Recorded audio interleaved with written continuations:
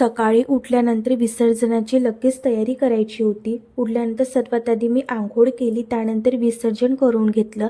तर बाप्पासाठी आज मला बनवायचे होते पाणमोदक, तर त्यासाठी लगेच तयारी करून घेतली. तर त्यासाठी जास्त काही नाही, 2 ते 3 पान चेरी, खोबरा किस आणि सोप. सर्वात आधी पानाला छान बारीक बारीक चॉप्ड करून घ्यायचं.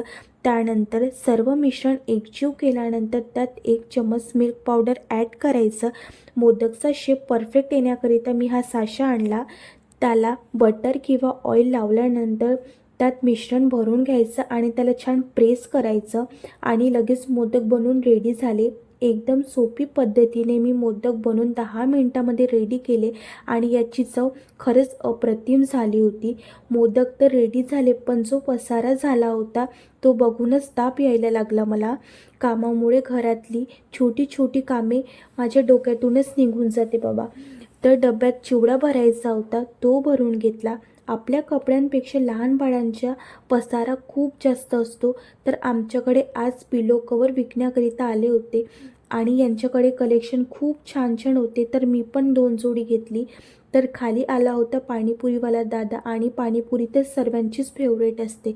तर झालं काय, आमच्या दोघांना खायची होती पाणीपुरी आणि जाण्याकरिता कोणीच रेडी नव्हतं.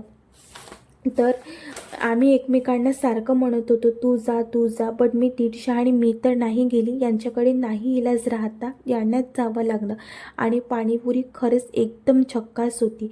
त्यानंतर इथे चालू होता जीवांचा डान्स आणि आम्ही आज ट्राय केलं चीज सँडविच ब्रेड. त्यानंतर मला जायचं होतं झुडिओमध्ये कपडे घेण्याकरिता आणि इथे खूप मोठा गणपती बसला होता आणि इथलं डेकोरेशन तर खूप जास्त भारी होतं आणि